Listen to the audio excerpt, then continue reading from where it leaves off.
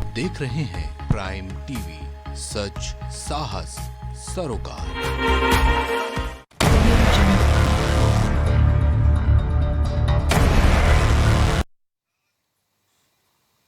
नमस्कार दोस्तों, prime debate में आपका बहुत बहुत स्वागत है। मैं हूं संजय राजन। शाम के 7 बज चुके हैं और शुरू हो चुका है आपका पसंदीदा कार्यक्रम प्राइम डिबेट। दरअसल इन दिनों पूरे देश में एक अजीबोगरीब सियासी माहौल देखने को मिल रहा है। देश में अब 3 चरणों का मतदान ही शेष बचा है। सारे सियासी दलों ने अपनी पूरी ताकत झोंक दी है। एक तरफ इंडिया गठबंधन ये दावेदारी करते नहीं थक रही है कि एनडीए को 200 से भी कम सीट आने वाली है, तो वहीं एनडीए की दावेदारी अभी भी 400 के पार पर टिकी है। यानी कुल मिलाकर चुनाव के लिए सजे सियासी मंच से दावेदारी का बाजार गर्म है। अब देखिए ना, तमाम मुद्दों से घूमते हुए कांग्रेस ने जनता से एक और वादा कर दिया। वो ये कि अगर केंद्र में इंडिया गठबंधन की सरकार बन जाती है तो गरीबों को मौजूदा समय से मिलने वाला मुफ्त खाद्यान्न 5 किलो के बजाय 10 किलो कर दिया जाएगा। इतना ही नहीं, इन दिनों राहुल गांधी भी मन से इस बात का ऐलान करते थक नहीं रहे कि अगर केंद्र की सत्ता में आए तो हर महीने 8,500 यानी साल में 1 लाख रुपए गरीबों के खाते में खटाखट पहुंचाएंगे। राहुल के खटाखट फार्मूले पर जनसभाओं में तालियां भी खूब बज रही हैं। वहीं दूसरी तरफ एनडीए राहुल गांधी के इस बयान को केवल जुमला बताने में लगी है। बीजेपी कहती है कि राष्ट्रद्रोहियों की हमेशा से पराजय हुई है, जबकि मौजूदा डबल इंजन की सरकार हर वर्ग हर जाति के लिए बिना किसी भेदभाव के काम कर रही है। वहीं सबका खेल बिगाड़ने के लिए चुनाव मैदान में डटी मायावती कहती हैं इंडिया गठबंधन और एनडीए की कथनी करनी में बड़ा फर्क है। दोस्तों, यानी कुल मिलाकर हर एक सियासी दल जनसभाओं के जरिए जनता को अपनी ओर लाने के लिए एक से बढ़कर एक भरोसा दे रहे हैं। शेष सीटों को लेकर अखिलेश यादव दावा कर रहे हैं कि देश की 140 करोड़ जनता 140 सीटों पर बीजेपी को वोट के लिए तरसा देगी। आरोप प्रत्यारोप और दावे अपनी जगह हैं, लेकिन ऐसे गरमाए सियासी माहौल में क्या राहुल गांधी का गरीबों को पैसा देने का खटाखट फार्मूला या फिर 10 किलो अनाज देने का भरोसा आने वाले चरणों में कोई असर दिखाएगा? सियासी दलों के दावे और वादे मतदाताओं को साधने में कितने कारगर होंगे? एक बेहतरीन पैनल के साथ हम आज इस पर चर्चा करेंगे। लेकिन चर्चा पर चलें इसके पहले सुन लेते हैं कुछ सियासी बयान। जन समर्थन इंडिया गठबंधन के लिए जनता में दिखाई दे रहा है। आने वाले समय में 140 करोड़ की जनता भारतीय जनता पार्टी को 140 सीटों के लिए भी तरसा देगी। आप 5 किलो दे रहे हैं ना, हम गठबंधन की सरकार अगर आएगी हम 10 केजी देंगे। कांग्रेस उस समय चाहती थी कि देश के सारे बजट का 15% सिर्फ मुसलमानों पर खर्च हो। जुलाई में 1 तारीख सुबह हिंदुस्तान के करोड़ों गरीब लोग अपना बैंक अकाउंट देखेंगे और जादू से 8,500 रुपए उस महीने के अंदर महिलाओं के बैंक अकाउंट में, भाइयों और बहनों, जुलाई में देखेंगे 8,500 रुपए, अगस्त में 8,500, सितंबर, अक्टूबर, नवंबर, दिसंबर खटाखट खटाखट खटाखट खटाखट 8,500।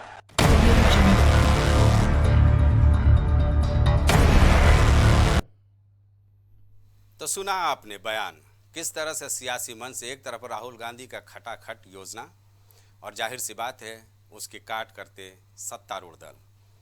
अब देखिए ना, आज लखनऊ में समाजवादी पार्टी और कांग्रेस का साझा प्रेस कॉन्फ्रेंस हुआ। ये पहला मौका रहा जब राष्ट्रीय अध्यक्ष कांग्रेस के मल्लिकार्जुन खड़गे के साथ अखिलेश यादव ने प्रेस कॉन्फ्रेंस की। खड़गे ने कहा, गनीमत है मोदी जी 600 पार नहीं कहा, मैं शर्त लगा सकता हूं बीजेपी 200 सीट नहीं लाएगी। मटन, मीट, मछली, चिकन ये शब्द मोदी जी के हैं। जवाब मिला योगी आदित्यनाथ के मन से। खड़गे जी, देश चुनाव ध्रुवीकरण के बीच नहीं, ये चुनाव राम भक्तों और रामद्रोहियों के बीच हो रहा है। दुर्योधनों और दुशासनों के बीच मोदी जी खड़े हैं। मोदी जी ने 10 सालों में देश का कायाकल्प कर दिया। अखिलेश यादव भी कहाँ हमला बोलने में पीछे छूटने वाले। ये गंगा जमुनी तहजीब का देश है, बीजेपी से एक रंग में रंगना चाहती है, ऐसा संभव नहीं है। यानी कुल मिलाकर के जनता जनार्दन है, ये सारे सियासी दल बखूबी जानते हैं। और ऐसे में इस जनता का कैसे ज़्यादा से ज़्यादा समर्थन हासिल किया जाए। लगातार मुद्दों की भरमार है सियासी मंच पर, एक के बाद एक। कहाँ पहले चरण में संकल्प पत्र, न्याय पत्र, घोषणा पत्र से होता हुआ दूसरे चरण का चुनाव आरक्षण पर चला गया कि कांग्रेस अगर सत्ता में आती है तो ओबीसी का आरक्षण काट करके मुसलमानों को दे देगी। और उसके बाद मंगलसूत्र छीनने की बात हो जाती है। राहुल गांधी या उनके तमाम जो टीम के सदस्य हैं, इंडिया गठबंधन के जो लोग हैं, वो कहते हैं कि 400 पार का नारा सिर्फ इसलिए है कि ये चाहते हैं मोदी जी कि देश का संविधान बदल दिया जाए। काट भी सामने नज़र आता है। अमित भाई शाह कहते हैं कि 10 सालों से हम बहुमत की सरकार में हैं, अगर हमारी मंशा होती तो हम संविधान में निश्चित तौर पर परिवर्तन करते। आरक्षण को लेकर के तमाम तरह के सवाल, आरक्षण के इर्द गिर्द बयानों का दौर लगातार सियासी मंचों से सुनने को मिलता रहता है। इन सब के बीच एक बात बिल्कुल साफ है कि कहीं ना कहीं चूँकि चुनावी समर है और इसमें सारे सियासी दलों का अपना अपना नारा है, एक दूसरे के बयान, एक दूसरे के दावों को जुमला साबित कर जनता का विश्वास हासिल करने की एक लड़ाई है।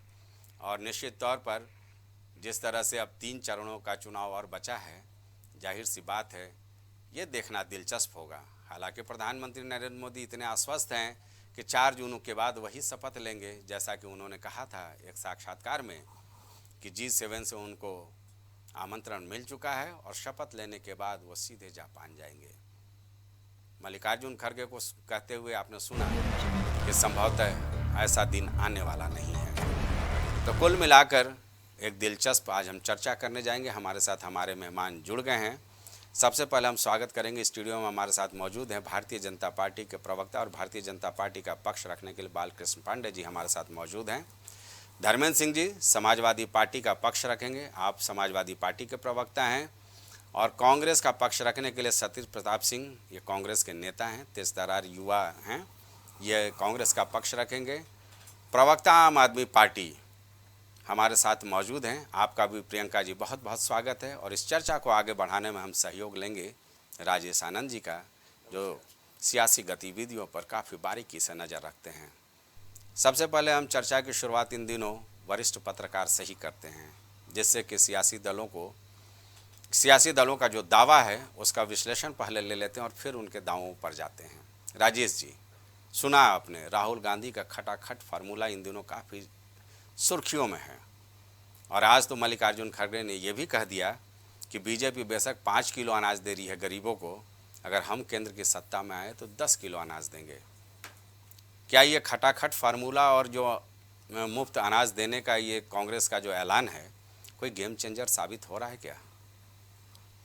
संजय जी, सबसे पहले तो मैं अल्हड़ बीकानेरी की एक लाइन मुझे याद आती है जी कि जो बुढ़े खुसट हैं, नेता हैं, उन्हें गिर जाने दो खड्डे में, मुझको बस एक बार सरकार बनाने दो। मेरे भाषण के डंडे से भागेगा भूत गरीबी का, मरियल जनता को मुझे मीठे वादे का जूस पिलाने दो, बस मुझे एक बार सरकार बनाने दो। भाई बहुत गंभीर बात कही है। हाँ, ये उस जमाने में अल्हड़ बीकानेरी हास्य कवि थे, उन्होंने उस समय के मौजूदा सत्ता के क्रियाकलाप पर लिखा था जी। आज राहुल जी का भाषण सुनकर कुछ ऐसा ही प्रतीत हो रहा था कि जनता भोली भाली तो है ही, हर चुनाव में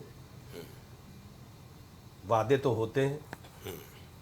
ये वादा पहले चरण में क्यों नहीं, सवाल इस बात का है। 1-1 लाख रुपए महिलाओं को, 1-1 लाख रुपए युवाओं को, नौकरी युवाओं को। एक बड़ी दिलचस्प बात उन्होंने कही कि मैं सत्ता में आते ही अग्निवीर को खत्म कर दूंगा जी। उसके उलट एक बात और उन्होंने कही कि युवाओं को 1 साल के लिए नौकरी दूंगा मैं, उनको 1 साल की नौकरी देंगे, 4 साल की नौकरी खत्म करेंगे। वो योजना राष्ट्रीय स्तर पे बहुत फ्लॉप है, सबसे बेकार है, दुनिया की सबसे बेकार योजना बताते हैं। और दूसरी तरफ वो कहते हैं कि हम 1 साल की नौकरी देंगे। सवाल इस चीज़ का नहीं है, सवाल इस चीज़ का है 1 साल 4 साल क्यों? युवा वर्ग पढ़ के आया है, वो अपने क्वालिफिकेशन के हिसाब से नौकरी चाहता है, नौकरी दें, सत्ता दल हो या विपक्ष हो। अभी तक 5 किलो अनाज पे उंगलियां उठ रही थी, अब 10 किलो देने का वादा आ गया कि अब 10 किलो अनाज मिलेगा। मिले, गरीब जनता को मिलना भी चाहिए, अच्छी बात है। कम से कम देश अपने पड़ोसी मुल्क की तरह देश में हाहाकार तो नहीं मचेगा कि सरकार कम से कम राशन दे रही है, लोग भूख और गरीबी से तो नहीं मरेंगे। सवाल इन सब चीज़ों का नहीं है, सवाल हमारा सिंपल सा एक है कि ये इस चरण में क्यों देने की अगर नियत और मनसा है किसी भी दल की, तो अपने चुनावी घोषणा पत्र, फिर चुनावी घोषणा पत्र बना क्यों था? युवाओं को रोजी रोजगार और 1 लाख के लिए तो संभवतः इन्होंने अपने चुनावी घोषणा पत्र में कहा था, लेकिन ये अनाज वाला मामला आ जाए, महिला वाला भी, महिलाओं को 1 लाख रुपया नहीं है, वो घोषणा पत्र का हिस्सा है राजेश जी, महिला न्याय में। इस पे महिला न्याय में है, इस पे हिस्सा है, मैं इस बात को नहीं कह रहा हूँ। मैं इस बात को कह रहा हूँ कि ये पहले दिन ही मंच से क्यों नहीं घोषणा हुई? आज इसको उत्तर प्रदेश में तवज्जो दिया गया, स्वाभाविक है कि मीडिया ने इसको हाइप में लिया है। हालांकि आज के मंच पे उन्होंने मीडिया को भी बड़ा कोसा है कि मीडिया कारपोरेट हाथों में है, फिर उन्होंने आगे चल के बात को संभाला है कि जो यहाँ मौजूद मीडिया कर्मी हैं इसमें इनका कोई दोष नहीं है। दूसरी तरफ उन्होंने संविधान की दुहाई दी है कि ये संविधान बदल देंगे, सत्ता पक्ष पे आरोप लगाया है कि ये संविधान बदलने की बात कर रहे हैं। हालांकि गृह मंत्री और प्रधानमंत्री ने भी इस बात का खंडन किया है कि वो कहीं संविधान बदलने नहीं जा रहे। और राहुल गांधी ने एक बड़ी अच्छी बात कही कि संविधान जो है वो गरीबों का हक है, गरीबों का अधिकार है। तो भाई पीछे के 70 सालों में वो हक और वो अधिकार आज तक क्यों नहीं मिला? मैं 70 साल का जिक्र कर रहा हूँ, उसमें भारतीय जनता पार्टी भी है और कांग्रेस भी है। मैं मौजूदा चुनाव के परिप्रेक्ष्य में ये बात कह रहा हूँ कि अब तक वो अधिकार और वो हक संविधान से क्यों नहीं मिला गरीबों को, अगर उनका वो हक था और वो अधिकार था। ये एक बड़ा सवाल है, इस पर राजनीतिक दलों को मंथन करना पड़ेगा कि क्यों इस तरीके का वो। और घोषणा तो आए दिन कुछ न कुछ हर राजनीतिक दल करते हैं कि घोषणा। सबसे बड़ी चीज है कि घोषणा में जो लाखों का देने की बात आई है, वो पैसे या वो फंड, ठीक है, वो तो राहुल गांधी ने भाई उसका फार्मूला दिया, बालकृष्ण जी जवाब देंगे। जी बालकृष्ण जी, ये जो राहुल गांधी का खटाखट फार्मूला आप सुन रहे थे मन से, ये इन दिनों काफ़ी सुर्खियों में है। अब तो आप 5 किलो अनाज दे रहे थे गरीबों को, कांग्रेस ने कह दिया कि भाई 10 किलो अनाज हम देंगे। देखिए, खटाखट 60 सालों तक खटाखट घोटाला करके परिवार को पोषित करने वाले खानदानी नेता का जो बयान है, जो अपने भाषणों में सत्ता लोलुपता के लिए, सत्ता प्राप्ति के लिए जो ये कुत्सित प्रयत्न उन्होंने किया है, जो उनके घोषणा पत्र में भी कहीं नहीं है, जब 4 चरणों की हार या 4 चरणों में जनमानस ने जो मतदान किया है, माननीय मोदी जी में, मोदी जी की गारंटी में जो लोगों ने विश्वास किया है, उससे डर कर, उससे सहम कर अंत में ये लोक लुभावन वादे जो कभी कांग्रेस 60 सालों में कर ही नहीं सकी, गरीबों का पेट नहीं भर सकी, गरीबों को भूखे मार दिया। और बड़े आंकड़े हैं कि जब 60 सालों तक इस देश में भूख से मरने वाले गरीबों की संख्या भी काफ़ी थी, लेकिन जब एक और जहां मोदी जी की सरकार बनती है, जब देश का 140 करोड़ जनमानस मोदी जी को 2014 में अपना नेता चुनता है, पूर्ण बहुमत से हमारी सरकार बनती है, तो प्रधानमंत्री मोदी जी ने जो बातें 1951 से जनसंघ, 80 से भाजपा, जो हमारे घोषणा पत्र में रहा है, उसको हमने अक्षरशः पूरा करने का यत्न किया। अगर हमने आवास योजना के माध्यम से 4 करोड़ से ज़्यादा जिनके कच्चे आवास थे उनको आवास देने का काम किया, तो आयुष्मान भारत के तहत स्वास्थ्य ठीक करने के लिए 10 करोड़ से ज़्यादा कार्ड बनाने का लक्ष्य और उसको पूरा करने का काम प्रधानमंत्री ने किया। उज्ज्वला योजना के माध्यम से 12 करोड़ के आसपास हमने करीब करीब गैस कनेक्शन दिए हैं। प्रधानमंत्री किसान सम्मान निधि भी करीब 9 करोड़ से ज़्यादा 6,000 रुपये प्रतिवर्ष 9 करोड़ से ज़्यादा किसानों को इस देश में प्राप्त हो रही है। प्रधानमंत्री विश्वकर्मा योजना, चाहे वो मुद्रा योजना के माध्यम से हमने 45 करोड़ से ज़्यादा लोगों को रोजगार के लिए धन उपलब्ध कराया है। ये माननीय मोदी जी का स्वप्न था कि देश का युवा, देश का नागरिक, देश में व्यवसाय करने वाला कैसे आत्मनिर्भर बने, उसके लिए मुद्रा योजना से 45 करोड़ ज़्यादा लोगों को लाभ हुआ है। जनधन खाता हमने करीब 51 करोड़ से ज़्यादा हमने जनधन खाते खोले हैं। जो राजीव गांधी कहा करते थे कि जब मैं 1 रुपया भेजता हूं और 10 पैसे जाता है, वो प्रधानमंत्री ने 1 रुपया का पूरा 1 रुपया जनधन खाते के माध्यम से इस देश को देने का काम किया है। इस देश के आम जनमानस को लाभ देने का काम किया। तो कहते हैं कि 15 लाख आया नहीं, क्या हुआ बताओ।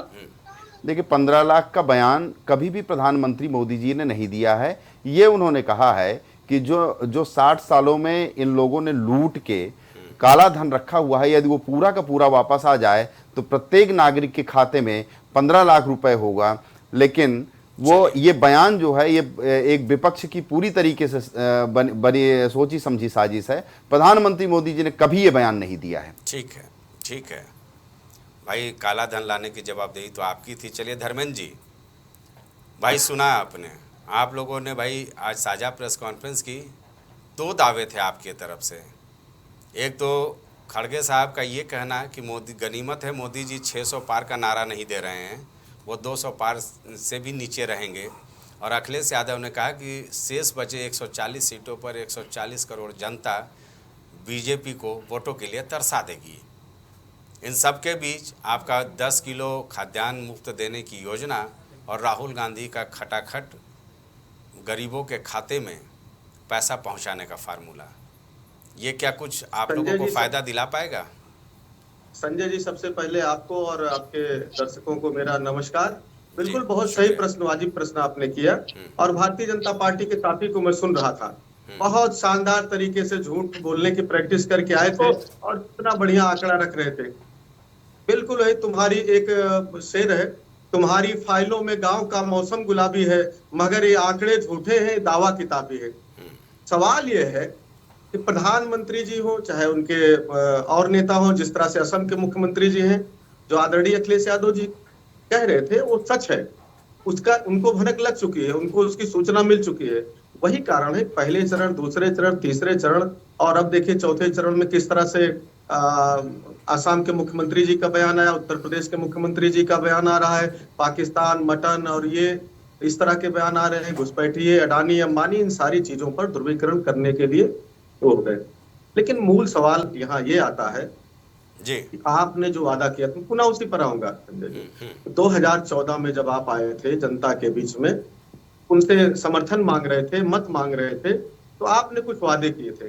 वो जो बुनियादी सवाल थे स्वास्थ्य के क्षेत्र में 10 वर्षों में केंद्र की सरकार और 7 सालों की उत्तर प्रदेश सरकार एक भी स्तरीय एम्स, मेडिकल इंस्टीट्यूट, या मेडिकल कॉलेज या एम्स जैसा कोई भी एक संस्थान नहीं बता सकते हैं कि जहां शान से भारतीय जनता पार्टी का बड़ा नेता या देश का कोई भी व्यक्ति जा करके इलाज करा ले। जो पुराने बने हुए एम्स और SGPGI या मेडिकल कॉलेज है, जो उनके टक्कर को। शिक्षा के क्षेत्र में उन्होंने कहा था नई शिक्षा नीति लेके आए, लेकिन एक भी स्तरीय विश्वविद्यालय हो, चाहे कोई शोध संस्थान हो, चाहे मेडिकल का कोई इसका इंजीनियरिंग का इंस्टीट्यूट हो, कोई भी एक विश्व स्तरीय संस्थान स्थापित नहीं कर पाए। इसी तरह आप चाहे जर्मन जी का आंकड़ा ले लीजिए, क्योंकि बार बार आप लोग ये जो सवाल उठाते थे एम्स और एयरपोर्ट और मेडिकल क्या कुछ हुआ है, तो मैंने ये आंकड़ा निकाला था कि कांग्रेस के कार्यकाल में 1 एम्स बना था, अटल सरकार में 7 और मोदी सरकार में 26 एम्स। अभी स्थापना चल रही है, हो सकता है कि कई जगहों पर कुछ त्रुटियां हो, वो दूर हो जाएंगी। 2014 के पहले देश में 74 एयरपोर्ट थे। नहीं धर्मेंद्र जी, जरा मैं चूंकि वरिष्ठ हूँ इसीलिए मैं ये पूरी तहकीकात के साथ आपके सामने आया हूँ। मोदी सरकार में 152 एयरपोर्ट बन गए, 74 से बढ़ करके। मेट्रो 2014 के पहले 5 शहरों में चलती थी, मोदी कार्यकाल में 20 शहरों में चल रही है ये। तो ये आंकड़ा मैंने इसलिए लिया क्योंकि बार बार आप लोगों को थोड़ा सवाल उठाया जाता था। नहीं, बिल्कुल ठीक कह रहे हैं, आपकी बात से मैं बिल्कुल नाइतफाक नहीं हूं, लेकिन एक भी आप इसका इन्वेस्टिगेशन कर लीजिए जो इसका इन्होंने शिलान्यास भी किया हो और उद्घाटन भी किया हो, एक भी इंस्टीट्यूट जो इनके द्वारा शिलान्यास किया हो जहां इलाज हो रहा हो, आदमी जाकर मैंने क्या कहा कि जिसकी विश्वसनीयता हो जाकर के इलाज करा सके। कोई भी एक ऐसी चीज देखिए, तमाम पुराने ऑपरेशनल थे बस वो हवाई अड्डे, ये हो सकता है कि गुणवत्ता का, चूंकि गुणवत्ता को मैंने ग्राउंड जीरो से देखा नहीं है तो ये मैं नहीं कर सकता उस पर टिप्पणी। और जो महत्वपूर्ण सवाल है, बुनियादी सवाल है, जो प्रधानमंत्री बनने के पहले मोदी जी बार बार उठाया करते थे, वो कहते थे रुपया वहीं का गिरता है जिसकी सरकार गिरी हुई होती है। रुपए का ऐतिहासिक स्तर पर गिर गया। उन्होंने कहा बहुत हुई महंगाई की मार, अब की बार मोदी सरकार, आप खुद देख लीजिए, आपको बताने की जरूरत नहीं किस तरह से महंगाई 2 गुना से लेकर के 4 गुना तक बढ़ गई। एक सेक्टर का भी अगर कहेंगे तो मैं बता दूंगा, चाहे गैस सिलेंडर हो, चाहे पेट्रोल डीजल हो, चाहे सब्जियों का दाम हो, चाहे दाल का दाम हो, चाहे बेवरेज सेक्टर हो, चाहे FMCG सेक्टर का हो, हर जगह महंगाई का आलम यह है कि आम आदमी की पहुंच से दूर हो गया है। इसी तरह इन्होंने कहा था कि विदेशों से काला धन लाऊंगा, अभी भारतीय जनता पार्टी के साथी कह रहे थे, और इतना काला धन लाऊंगा प्रत्येक व्यक्ति के खाते में 15 लाख दे दूंगा। कौन कहे खाते ला करके 15 लाख देने को? अलबत्ता इनके तमाम मित्र हजारों करोड़ रुपया लेकर के हिंदुस्तान से विदेश चले गए और सरकार ने उसमें सहयोग किया उनके जाने में, आज तक कोई कार्रवाई नहीं हुई। कौन कहे विदेश पैसा लाने के लिए? इन्होंने कहा भ्रष्टाचार मिटा दूंगा। कितना ऑर्गेनाइज्ड भ्रष्टाचार इन्होंने किया। इन्होंने तमाम ऊपर की जो 20 कंपनियां हैं, जवाब आप ही को देना है। हाँ, नोट कर ले ऊपर की जो 20 बड़ी कंपनियों ने भारतीय जनता पार्टी को पैसा दिया है, उनमें 17 कंपनियों के ऊपर या तो ईडी की, CBI की, IT की रेड पड़ती है, उन्होंने अगले दिन भारतीय जनता पार्टी के खाते में पैसा डाल दिया, या उन कंपनियों से पैसा लिया है जैसे स्वास्थ्य के सेक्टर में जिसका सैंपल फेल था। एक जो उत्तराखंड के अंदर आप देख लीजिए, कंपनी जो टनल बना रही थी उसको पैसा लेकर के इन्होंने काम दे दिया, और गुजरात के अंदर 80,000 करोड़ का काम वो पैसा लेकर के वो 1.5 लाख करोड़ का काम हो गया। इस तरह के भ्रष्टाचार इन्होंने किया।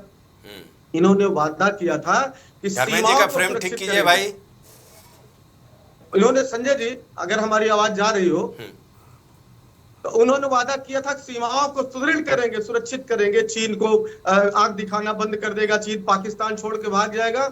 मैं नहीं, भारतीय जनता पार्टी के सांसद सुब्रमण्यम स्वामी ने कहा, उन्होंने बाकायदा लिखा, आज तक भारतीय जनता पार्टी उनके खिलाफ कार्रवाई नहीं की, कि 4000 वर्ग मील जमीन चाइना ने कब्जा कर ली। इन्होंने कहा था नॉर्थ ईस्ट के लिए कोई प्रधानमंत्री नहीं गया, मैं पूरा ठीक कर दूंगा नॉर्थ ईस्ट। इन्होंने लद्दाख के लिए कहा था किसान सूची में शामिल करने के लिए, आज वहां सोनम वांगचुक जी लगातार कितने दिनों से जो है धरने पर है, इतनी सर्दी में, न प्रधानमंत्री जी बोल रहे हैं न गृह मंत्री जी बोल रहे हैं। मुद्दे ऐसे होने चाहिए ना जो जन सरोकार के करीबी हो। ये जन सरोकार के है, इसे पूरे देश से जुड़े हुए। हाँ। महत्वपूर्ण, जैसे आप राष्ट्रभक्ति की बात करते हैं तो राष्ट्र जुड़ा है, और जन सरोकार के मुद्दे महंगाई, बेरोजगारी, भ्रष्टाचार और आधी आबादी की चिंता किसान किया, ये जन सरोकार के मुद्दे हैं। इन्होंने वादा किया था 2022 तक किसान की आय दोगुनी कर देंगे, किसान को उनके हाल पे छोड़ दिया। किसान कौन सी मांग कह रहा था? अपने उत्पाद का समर्थन मूल्य ही तो मांग रहा था, उसकी गारंटी ही तो मांग रहा था। वो कौन सा क्राइम कर रहा था? आखिर आपके एजेंडे में अगर किसान होता देते ना। और जो राहुल जी कह रहे थे खटाखट, उसका भी लॉजिक है। 15 लाख करोड़ रुपए भारतीय जनता पार्टी की सरकार ने अपने व्यापारी मित्रों को, वो जो केवल 10 की भी संख्या नहीं पहुंचती है, उनका जो है इन्होंने राइट ऑफ किया है, उनका कर्ज माफ किया है। अगर उस 15 लाख करोड़ रुपए को देख लीजिए तो जो भी घोषणा पत्र में, चाहे समाजवादी पार्टी के, चाहे इंडिया गठबंधन के, चाहे कांग्रेस के घोषणा पत्र में है, वो सारे वादे हम तुरंत पूरा कर देंगे, केवल और कहीं से बजट काटने की जरूरत नहीं पड़ेगी। यह तो धर्मेंद्र जी देखने वाली बात होती है कि उद्योगपतियों से आप कैसे पैसा वापिस लाते हैं। और ठीक है, पहले चरण में जरा 30 सेकंड और लोगों को जोड़ लेता हूं। मैं 30 सेकंड में और कंप्लीट कर दूं, वो भी पूछ लीजिएगा इसी समय, क्योंकि मुझे सर कहीं जाना है तो मैं आपसे से इजाजत भी लूंगा। 30 सेकंड में अपनी बात पूरी करूंगा। केवल 2 चीज और पूछ लीजिएगा। मैं आपको बता दूं, जब मनमोहन सिंह का कार्यकाल 4 से 9 का था, तो डिफेंस सेक्टर में, एग्रीकल्चर सेक्टर में, या जो सब्सिडीज थी, या जो उसमें बजट एलोकेशन था, मोदी जी की सरकार में आप देख लीजिएगा टाइम्स में 2014 से लेकर के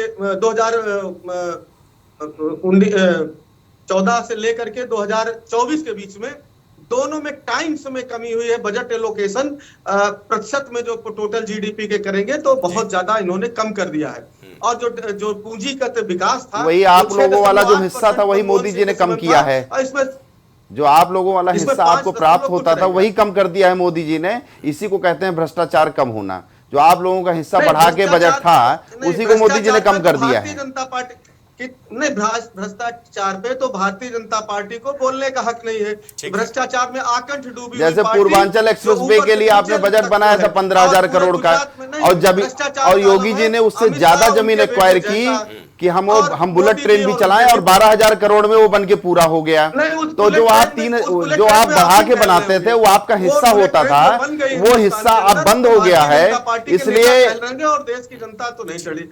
देश की जनता जो है, जो जनरल डिब्बे थे उन्होंने धर्मेंद्र जी आपकी बात आ गई। एसी का भाड़ा बढ़ा दिया। आम आदमी ट्रेन में और डिब्बे में चढ़ने के हैसियत में नहीं है। चलिए ठीक है, नहीं, और जो पूरे ट्रेन में आपकी बात आ गई, आपकी बात आ गई। प्रियंका जी जरूर डाल दें। पहले चरण में जरा हम दूसरे प्रवक्ताओं को भी शामिल कर लें। प्रियंका जी, सुन रही थी आप जो आप लोगों का भाई फार्मूला हो रहा है या बीजेपी का जो दावा है, दोनों में से किस में कितना दम है आने वाले दिनों के लिए? तो ये इनकी उज्ज्वला योजना की बात की जाए, मैं एक जमीनी स्तर की बात करूंगी। जो एक गरीब इंसान जो जमीनी स्तर पे रहता है उसकी बात मैं करना चाहूंगी आपसे कि एक किसी भी जनता को क्या चाहिए, जनता को सुविधाएं चाहिए और सुविधाओं से युक्त भारत चाहिए। गरीब और जितने भी देखिए राष्ट्रीय स्तर के जितने नेता होते हैं वो क्या क्या बातें कर रहे हैं, क्या नहीं कर रहे हैं, उन सब की बातों को अलग रखते हुए पहले मैं जनता से संबंधित बात रखना चाहूंगी अपनी। जो उज्ज्वला योजना है उसके तहत इन्होंने सिलेंडर तो दिए, ठीक है, वो गैस कौन भरवाएगा इसकी बात करिए। नया मैनिफेस्टो जिनका आया है उसमें भी उज्ज्वला सहयोगी देखें ये किसकी आवाज आ रही है, उसको म्यूट करें। और इनकी जो अंशुमान योजना हुई थी जिन्होंने 2014 में लागू की थी, उसके तहत इलाज के बारे में बताइए कितने लोगों को इसकी सुविधा मिली। मैं तो खुद में इसका सर्वे कर चुकी हूँ। मैं गई थी उजरियाओं गाँव साइड में गई हुई थी लखनऊ में।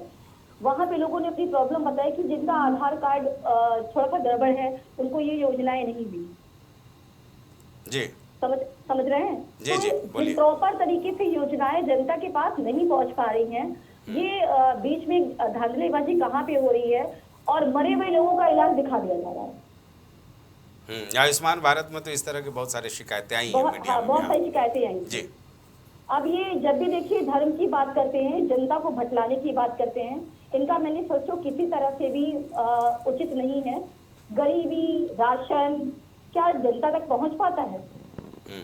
अंगूठे के निशान लगा के ही राशन प्राप्त होता है। ये व्यवस्था पहले कभी भी न 60 सालों में जो इंडी गठबंधन या कांग्रेस या सपा की जो भी सरकारें रही, कभी भी अंगूठा लगा के पहले जिसको जो पात्र है वो अंगूठा लगाता है तब उसको राशन प्राप्त होता है। आज पूरा यथावत जो केंद्र से स्टेट से भाजपा की जहां सरकारें हैं जो राशन आ रहा है वो पूरा का पूरा गरीब को प्राप्त हो रहा है। इसकी पूरा प्रोसेस कब किया जाएगा ये आप ये भी बताइए।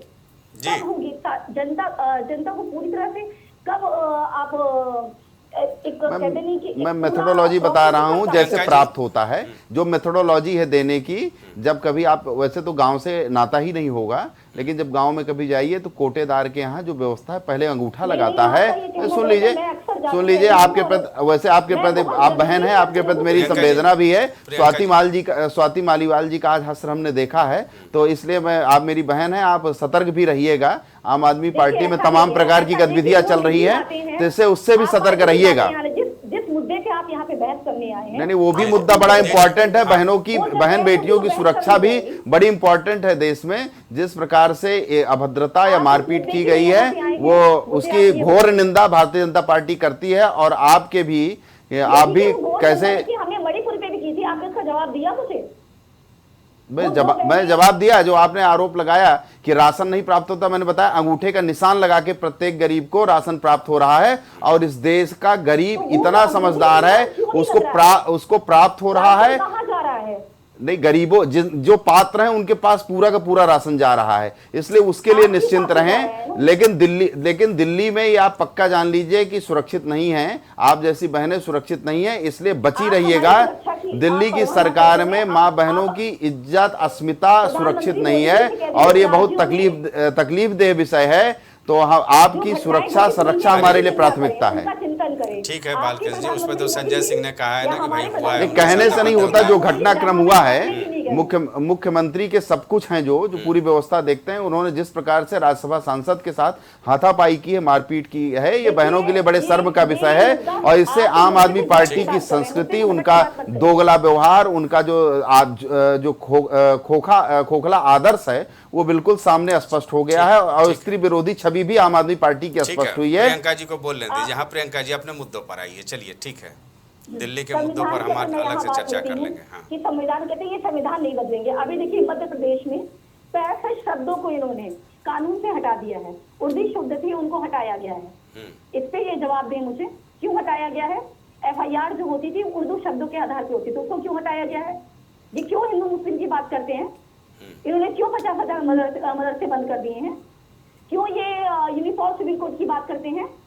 ये धर्म के आधार की ही बात करते हैं। देखिए, भारत सनातन संस्कृति का देश है, सनातन संस्कृति भारत की रीढ़ रज्जु है प्रियंका जी, और माननीय मोदी जी की सरकार जब तक है सनातन अस्मिता की रक्षा होती रहेगी। दूसरी बात, आप लोगों के द्वारा जो कुत्सित प्रयत्न शरीयत के साथ है, शरीयत लागू करने के विषय में आप लोगों का जो कुत्सित प्रयत्न इंडी गठबंधन का प्रयत्न चल रहा है, एक सवाल उसको भारतीय जनता पार्टी किसी भी दशा आप में लोग सफल दोनों नहीं के होने बीच देगी। में आरोप प्रत्यारोप हो गया। एक सवाल ले लीजिए। आज मुख्यमंत्री जी ने कहा कि दुर्योधन और दुशासनों के बीच प्रधानमंत्री नरेंद्र मोदी खड़े हैं। भाई विपक्षी दलों को आप दुशासन बोल दोगे तो यह तो वोटों का ध्रुवीकरण ही हुआ ना। नहीं, विपक्षी दलों का जो कृत्य रहा है, जब दुर्योधन और दुशासन से इनको संबोधित करते हैं तो ये पक्का मान लीजिए कि ये सनातन इनका जो द्रोह है, जैसे राम के अस्तित्व को नकारने वाले लोग हैं, शरीयत के अस्तित्व को स्वीकार करने वाले ये लोग हैं। क्योंकि इस देश के एक प्रधानमंत्री जो 10 साल तक रहे, उन्होंने कहा इस देश के संसाधनों पे पहला हक मुसलमानों का है। अगर इस देश पे इस प्रकार की तुष्टीकरण की राजनीति करने वाले जो दल हैं और जिनके साथ आम आदमी पार्टी सपा भी सहयोगी हैं उनकी, तो ये हम स्पष्ट रूप से कह सकते हैं कि दुर्योधन और दुशासन है। और इस देश का जो हिंदू जनमानस है, जो इस देश की हिंदू आस्था है, इस देश की जो सनातन आस्था है, उसके साथ इनको खिलवाड़ करने का अवसर बिल्कुल भी भारतीय जनता पार्टी की सरकार में नहीं मिलने वाला है। ठीक है, आपकी बात आ गई। सतीश जी आवाज आ रही है आप तक? अभी हेलो, एक मिनट जरा कांग्रेस प्रवक्ता को भी जोड़ लेते हैं। सतीश आवाज आ रही है? संभवतः अभी उनसे संपर्क नहीं हो पाया है। धर्मेंद्र जी आप जुड़े हो? राजेश जी, भाई एक सवाल का जवाब आप ही दे दीजिए, आप ही विश्लेषण कर दीजिए। वाकई इस देश की खूबसूरती गंगा जमुनी तहजीब है, इसमें कोई दो राय नहीं है। अखिलेश यादव जी ने बीजेपी के ऊपर आरोप लगाया, उन्होंने कहा कि ये पूरे देश को एक रंग में रंगना चाहते हैं।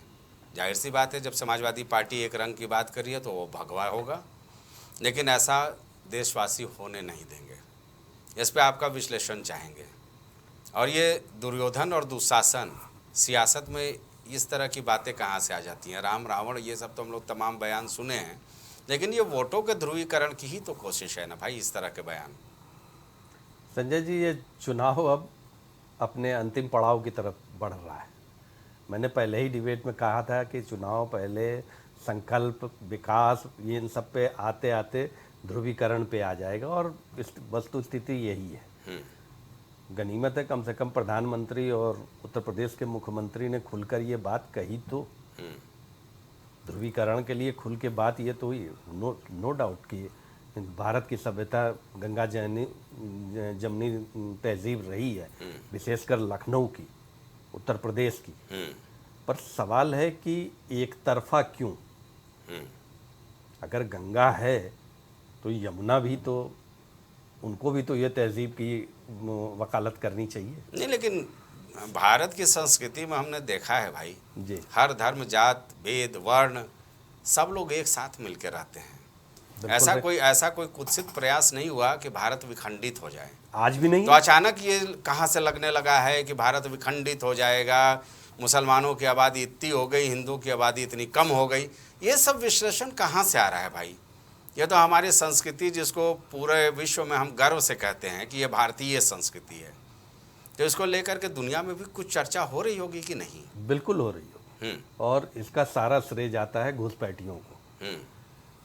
जो सीमावर्ती राज्य के शासक हैं, उन्होंने घुसपैठियों पे कृपा बरसाई है, तो स्वाभाविक है कि चीज़ें आगे बढ़ी हैं। अगर मैं एक सवाल पूछना चाहता हूँ विभिन्न राजनीतिक दलों से कि अगर मौजूदा सरकार मुसलमान के खिलाफत होती या खिलाफ में होती, तो गृह मंत्री संसद में चिल्लाकर ये न कहते कि मैं पीओके को शामिल करूंगा। पीओके में आज भी बहुतायत संख्या किसकी है? तो ये एक मन में धारणा बन गई है लोगों की, हिंदू मुसलमान, हिंदू मुसलमान, हिंदू मुसलमान। इस पर तो मैं कभी कभी बैठ के यही सोचता हूँ, हिंदुस्तान में 500 साल मुगलों का शासन रहा जी। हमारे पिताश्री, हमारे दादाश्री मुगल नहीं हो पाए। हम आज भी हिंदू और सनातन धर्म के अनुयायी हैं, तो हम क्यों डरें जी? अगर जब, क्योंकि उस समय आक्रांता थे। नहीं राजेश जी, लेकिन मैं कहता हूँ कि एक ऐसा नैरेटिव सेट करने की आवश्यकता क्या थी? बालकृष्ण जी से ही सवाल ले लेते हैं, क्योंकि ये सनातन धर्मी हैं और इन लोग सनातन धर्म का ही पैरोकारी करते हैं।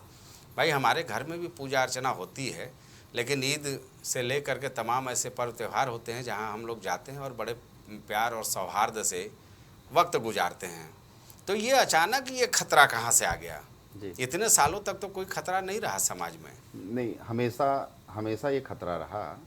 और भारत की जो, हम आपस में एक हैं, सरकारें बदलती हैं, उनकी नीतियां अलग हो सकती हैं, लेकिन अब ऐसा लगता है कि समाज को दो खेमे में बांटने की एक प्रयास कहीं नहीं बटा है संजय जी, ये बटा कहीं नहीं है। जनता, आज आप अयोध्या चले जाइए, अयोध्या में जिस तरीके से हिंदू मुसलमान पहले रहते थे वो आज भी रह रहे हैं। उनके कारोबारों में इतनी वृद्धि हुई है, आप वहां चले जाइए, जितने फूल और मूर्ति के कारीगर हैं वो मुस्लिम हैं। ये राजनीतिक दलों द्वारा बिछाया गया एक विशाल, यही तो मैं बालकृष्ण जी से जानना चाहता हूँ। देखिए दो बातें आप समझने की कोशिश कीजिए। प्रधानमंत्री जी राजस्थान में जो बात बोलते हैं कि जो ज़्यादा बच्चा पैदा करते हैं उनको ये आरक्षण का लाभ देना चाहते हैं, वाराणसी पहुँचते हैं रोड शो के दौरान, और वहाँ पर जो उनका बयान आता है कि मैंने कभी कोई भेदभाव किया ही नहीं है। और वाकई रोड शो में जिस तरह से भारी तादाद में मुसलमान भाई वहाँ निकले थे, महिलाएं थी, छतों से फूल पुष्प की वर्षा कर रही थी मोदी जी के ऊपर, तो ये हमारी संस्कृति की एक कही जा सकती है कि विशेष खासियत है ना। इसे हम क्यों सियासत के नाम पे खराब करें? मैं इसका जवाब दे देता हूं। अब आप जवाब दें बालकृष्ण। देखिए 47 का जो बंटवारा था उसके पीछे आधार क्या था? आधार तो यही था, अगर पाकिस्तान की जनसंख्या में हम हिंदू पॉपुलेशन अगर वो कम होती गई सदैव, उसके पीछे क्या कारण था? अगर हम बांग्लादेश की भी जनसंख्या देखें तो वहां भी हिंदुओं की आबादी निरंतर घटती गई, उसके पीछे क्या कारण था? विश्व में जो आतंकवाद व्याप्त है उसमें अन्य कोई नहीं है। क्यों हर आतंकवादी एक ही वर्ग से होता है? दूसरी बात, हम एक बात कहेंगे, अयोध्या, मथुरा, काशी ये हिंदुओं के हृदय में बसने वाले तीर्थ हैं। तो अगर इनके मंदिरों का ध्वंस कर यहां मस्जिद बनाई गई तो क्या ये शरीयत का परिणाम नहीं था? प्रधानमंत्री कभी भी वर्ग का किसी विरोध की बात करते ही नहीं हैं, वो उन संस्कारों की बात करते हैं। हमने तो कभी बता दीजिए भारत के किसी भी नागरिक ने, किसी भी हिंदू ने किसी मस्जिद को तोड़ा हो, किसी भी हमने उनके तीर्थ स्थल को नष्ट किया हो? हमने तो कभी ऐसा काम नहीं किया। ये चीजें हमारे ही साथ क्यों हुई? और फिर हम कहते हैं कि जो हमारे मूल तीर्थ स्थल हैं, अगर वो हमको पुनः वापस मिल जाएं, जिसमें 100 करोड़ 125 करोड़ से ज्यादा लोगों की आस्था है, 150 करोड़ से ज्यादा लोगों की प्रियंका जी के पास चलेंगे, लेकिन एक सवाल मेरा ये ले लीजिए ना, मेरा यही तो कहना है ना, आक्रांता जो थे वो आक्रांता थे जी। वो किसी भी देश में या किसी भी क्षेत्र में जाते थे तो वहाँ की संस्कृति को सबसे पहले तबाह करना चाहते थे। वो गए दिन की बात हो गई जी। अब अगर राम मंदिर का जो फैसला आया जी। तो कुछ कट्टरपंथी मुस्लिम ताकतों को छोड़ दिया जाए तो बाकी सब ने इसका स्वागत ही तो नहीं, किया ना। प्रधानमंत्री जी जब बात करते और हैं आज भी वहाँ की अर्थव्यवस्था में जो मुसलमान हैं, चाहे वो फूल बनाते हो या तमाम चीज़ें, वाराणसी की बात कर लें, मथुरा की बात कर लें, वो तो वैसे ही काम कर रहे हैं ना। देखिए संजय जी, अगर प्रधानमंत्री ने जितनी भी योजनाएं प्रधानमंत्री की लोक कल्याणकारी रही हैं वो समान रूप से सबको पात्र को मिली हैं, न उसमें जाति विभेद है, न वर्ग विभेद है, न किसी भी प्रकार का विभेद नहीं किया। विरोध सिर्फ उन कट्टरपंथियों से है जो आज भी औरंगजेब और बाबर की सत्ता को कहीं ना कहीं वो स्वीकार करते हैं, उनके अस्तित्व को स्वीकार करते हैं, उनकी विचारधारा को स्वीकार करते हैं।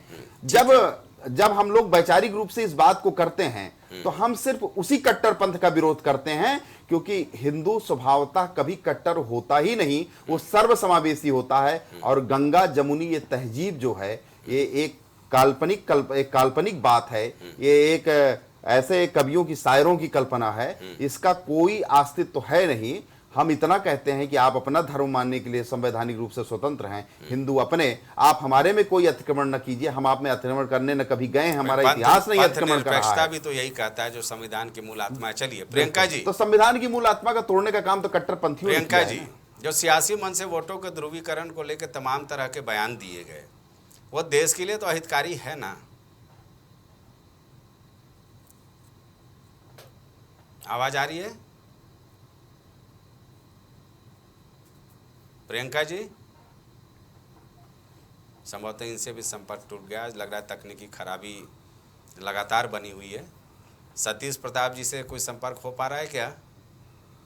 चलिए बहरहाल राजेश जी, चर्चा को हम यहीं पर आगे बढ़ाएंगे। संजय जी, जो ये बातें हो रही हैं गंगा जमनी तहजीब, तो जमनी तहजीब की पहल नहीं दिखाई पड़ती। जैसे बालकृष्ण जी ने जिक्र किया, अयोध्या, काशी, मथुरा, स्वीकारना अलग की बात है और दिल से स्वीकारना ये दूसरा पक्ष है। सियासी मंच पे विरोध, और जब अपनी बारी आई तो हम कतार में खड़े हैं। अगर कोई भी विरोध, अगर मुझे किसी से विरोध है, मैं किसी से नाखुश हूँ, तो मेरे लिए उसका हर चीज़ अस्वीकार है जी।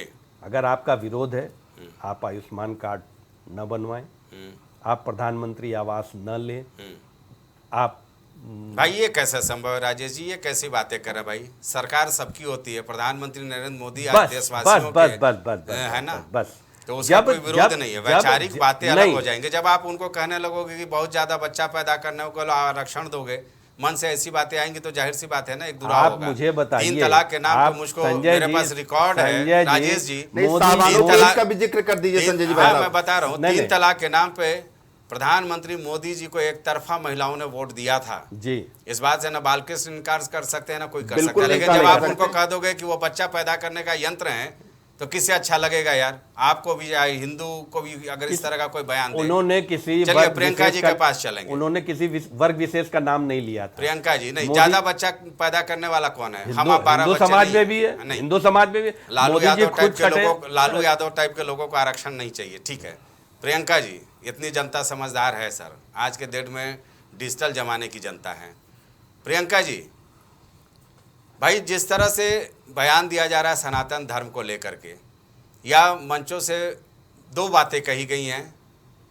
मुख्यमंत्री योगी आदित्यनाथ कहते हैं कि दुर्योधन और दुशासनों के बीच में प्रधानमंत्री जी मोदी जी खड़े हैं।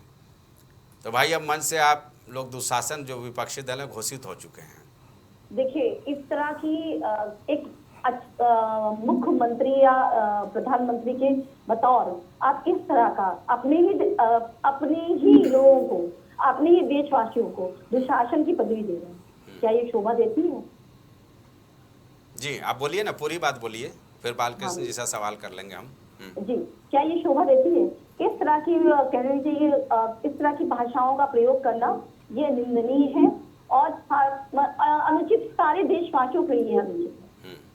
जी बालकृष्ण जी, देखिए, ये लोग ऐसे लोग हैं जिनके बयान को पाकिस्तान या अन्य देश यूनो आदि में कोड करते रहते हैं।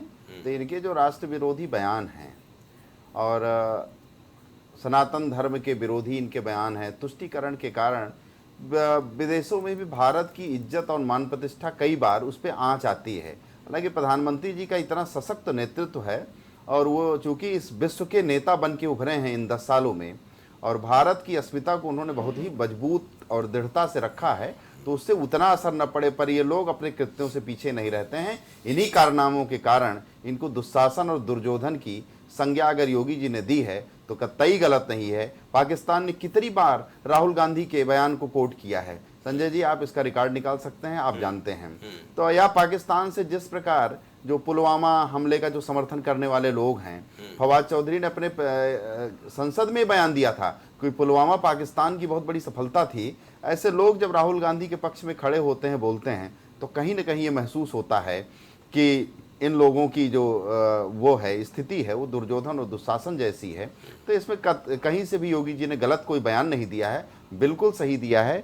इनके जो कर्म है उसी कर्म के आधार पे ये बात कही। बालकृष्ण जी, आप संभवतः राहुल गांधी को लोग के बयान दे रहे होंगे तो प्रियंका जी को थोड़ा सुकून महसूस हो रहा होगा, क्योंकि कभी ये दूर विरोधी दल नहीं, वो भी खड़े हुए थे, भारत तेरे टुकड़े होंगे इंशाअल्लाह इंशाअल्लाह। अगर जेएनयू में नारा लगा तो केजरीवाल जी वहां साथ खड़े हुए थे, और आज चुनाव भी इनके गठबंधन से ही वो लड़ रहे हैं। जिन लोगों ने, जिनके नेतृत्व में बयान हुआ था, जो जेल में रहे, तो इन लोगों का चरित्र ही इस प्रकार का है कि कहीं कहीं भाजपा विरोध की आड़ में देश विरोध की दिशा में कब चले जाएंगे ये लोग, ये पता ही नहीं चलता। भाजपा विरोध करते करते ये देश विरोधी हो जाते हैं, भारत विरोधी हो जाते हैं, प्रियंका जी आप लोग भाई भारत विरोध करते करते देश द्रोही हो जाती हैं। देखिए, हम लोग को द्रोही बना दिया गया है। जिस तरह से हम लोग के ऊपर कृत्य किए जा रहे हैं, ये हम लोगों को देशद्रोही बना दिया गया है। प्रधानमंत्री मोदी जी जिस तरह से मुसलमानों पर वार करते हैं, क्या इसका जवाब वो देंगे? वो बात पे कहते हैं। अभी ये इनकी 9 मई को ये अमित शाह जी गए थे और उन्होंने तेलंगाना में कहा था कि 10 सीटों से मुझे जिता दो। मैं संविधान बदलने की बात यहाँ पे नहीं हो रही है, 10 सीटों के जिताने की बात हो रही है, ठीक है। मैं संविधान की बात यहाँ पे नहीं कर रही हूँ। फिर ये अभी उड़ीसा गए थे, इन्होंने कहा कि मुझे जिता दो। फिर ये कर्नाटका गए थे, इन्होंने कहा तो मुझे जिता दो। ये जहां जाते सिर्फ ये अपील करते मुझे जिता दो।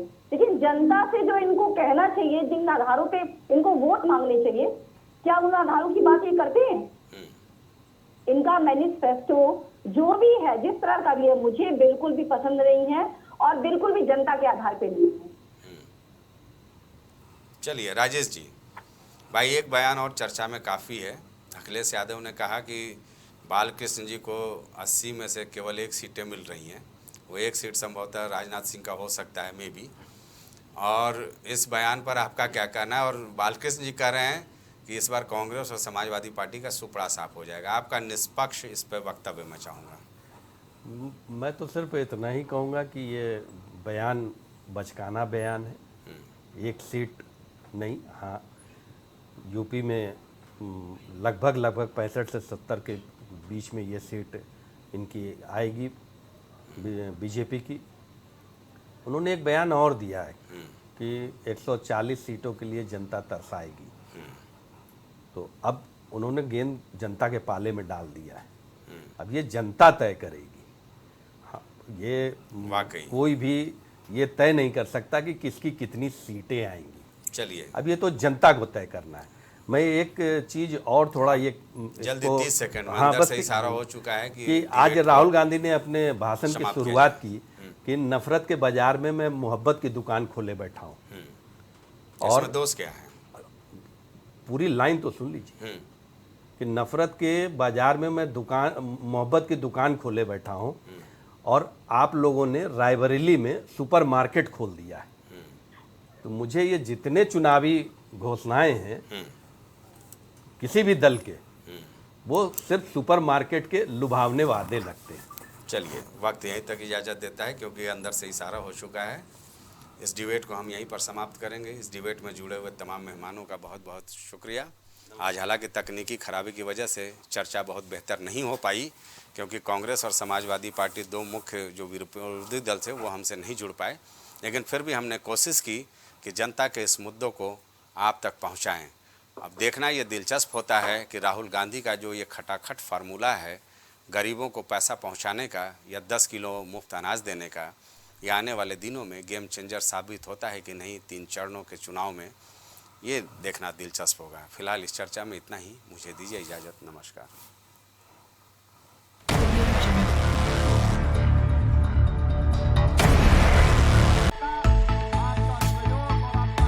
कुछ भाव पुष्प। आप देख रहे हैं प्राइम टीवी, सच साहस सरोकार। छूट नहीं पाएगी अब यूपी की कोई भी खबर, क्योंकि हर